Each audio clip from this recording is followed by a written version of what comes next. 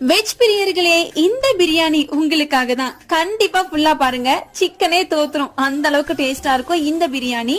ஒரு சின்ன குக்கர்ல பட்டை, கிராம்பு, சோம்பு, ஏலக்காய், பிரிஞ்சி இலை, சின்ன வெங்காயமும் பெரிய வெங்காயமும் கலந்தாப்புல நீலவாக்குல கட் பண்ணி போட்டிருக்கேன். வெங்காயம் ஓரளவுக்கு வதங்கின உடனே காரத்துக்கு 3 பச்சை மிளகா, கூடவே ஒரு பெரிய தக்காளியை நீலவாக்குல கட் பண்ணி மஞ்சத்தூள், மிளகாத்தூள், கொத்தமல்லி தூள் 1 டீஸ்பூன் அளவுக்கு போட்டு இந்த மாதிரி நல்ல தோல் பிரிவு வரையும் வதக்கிக்கலாம். முக்கியமா இதுக்கு டபுள் பீன்ஸ் தான் தேவைப்படும். நைட்டே 1 கப் அளவுக்கு ஊற வச்சிருந்தேன். அதை வாஷ் பண்ணிட்டு இப்ப இதுல ஆட் பண்ணிட்டு ஒரு கைப்பிடி அளவுக்கு கொத்தமல்லி புதினா ஆட் பண்ணி ஆல்ரெடி ஒரு 1.5 டம்ளர் அளவுக்கு ரைஸுமே ஊற வச்சிருந்தேன்.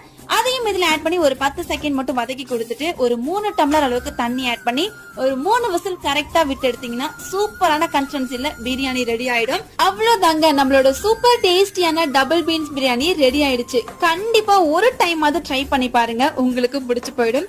அப்புறம் என்ன, இந்த மாதிரி ரெகுலரா வீடியோஸ் வேணும்னா எப்பவும் போல லைக் பண்ணி சப்போர்ட் பண்ணுங்க.